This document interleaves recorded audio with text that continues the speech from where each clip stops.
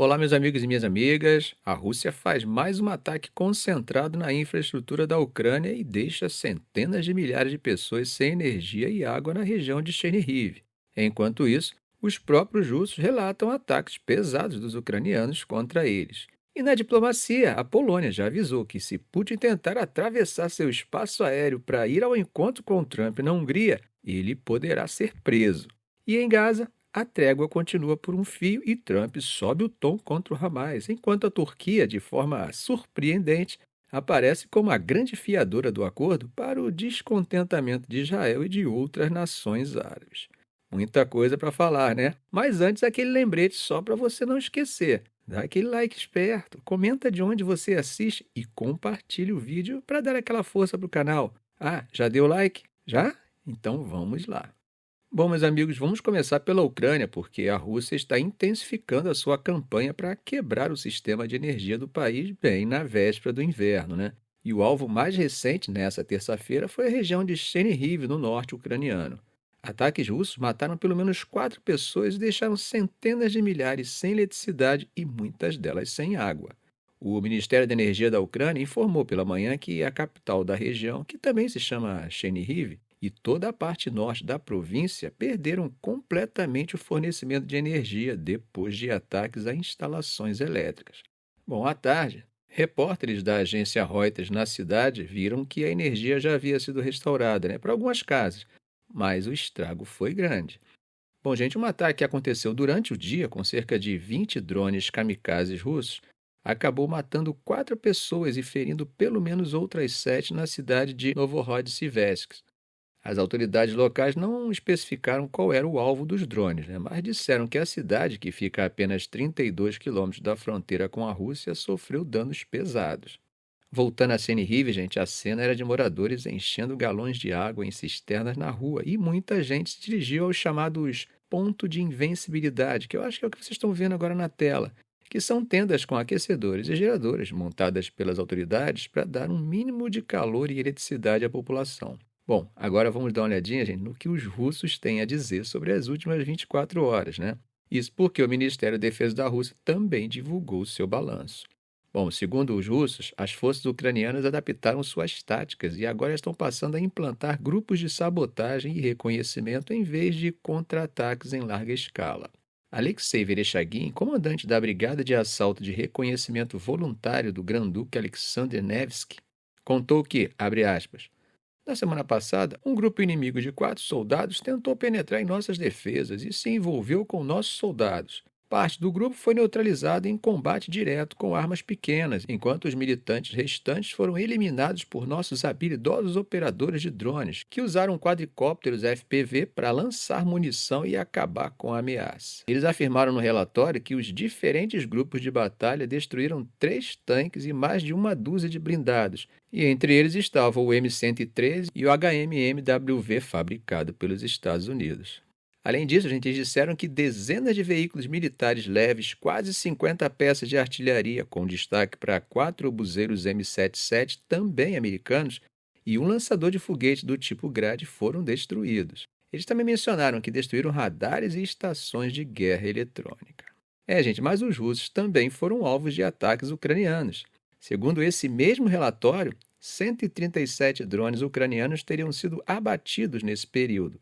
Quanto aos ataques aéreos russos, eles confirmaram que atacaram realmente infraestruturas de energia e transporte, que, segundo eles, estariam sendo usados para apoiar operações militares ucranianas. Bom, meus amigos, agora vamos para a diplomacia, porque a possível cúpula entre Trump e Putin em Budapeste, na Hungria, está causando um mal-estar danado na Europa. E a Polônia, que tem uma das posições mais duras contra a Rússia, resolveu fazer pressão. Hoje, terça-feira, o ministro das Relações Exteriores da Polônia, Radosław Sikorski, avisou Putin para ele nem pensar em passar pelo espaço aéreo polonês a caminho da Hungria. Bom, para quem não lembra, né, o Tribunal Penal Internacional, o TPI, emitiu um mandado de prisão contra Putin, né?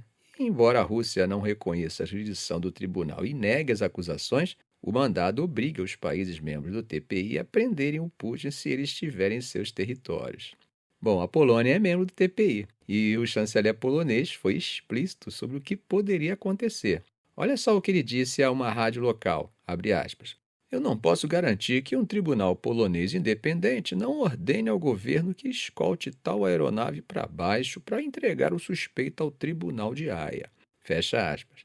Gente, aqui temos que entender que é atribuição do judiciário do país e que se o avião de Putin entrar no espaço aéreo polonês, a justiça do país pode forçar o governo a interceptar a aeronave. E ainda falou no final que se essa cúpula realmente acontecer, o avião de Putin vai ter que usar uma rota diferente.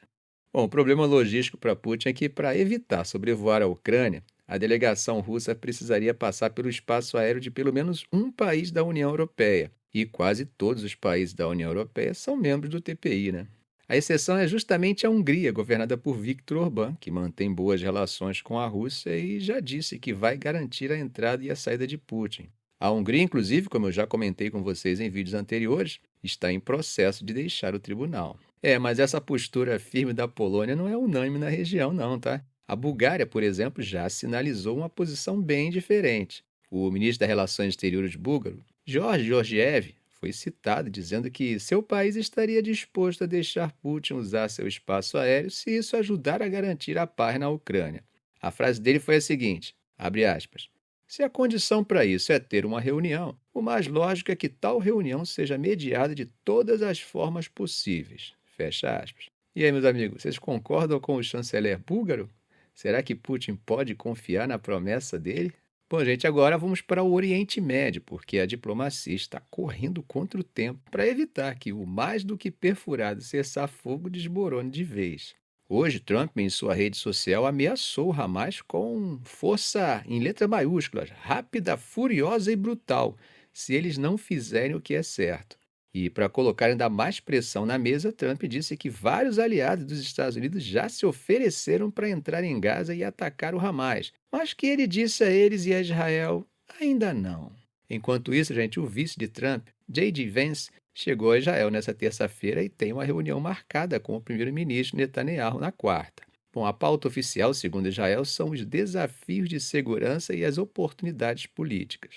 Eles devem focar no tal do plano de 20 pontos de Trump, né, que exige passos muito mais difíceis do que a trégua atual, passos como o desarmamento do Hamas e um caminho para um futuro Estado palestino.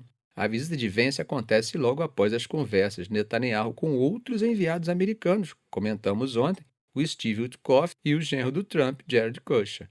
E, ao mesmo tempo, líderes do Hamas chefiados pelo líder exilado Khalil al-Aya estão no Cairo conversando com mediadores egípcios. O chefe da inteligência do Egito, Hassan Mohamed Rashad, inclusive se encontrou com Netanyahu mais cedo para discutir o avanço do plano. Israel, segundo uma fonte, está pressionando para ter garantias mais fortes de que o Hamas vai se desarmar, algo que, como nós sabemos, o grupo até agora se recusa a aceitar. Enquanto isso, o Catar, que é outro mediador importante, acusou Israel hoje de violações contínuas ao plano. A grande questão é qual será o futuro do Hamas. O plano de Trump prevê a criação de um comitê de tecnocratas para governar Gaza, sem a participação do Hamas.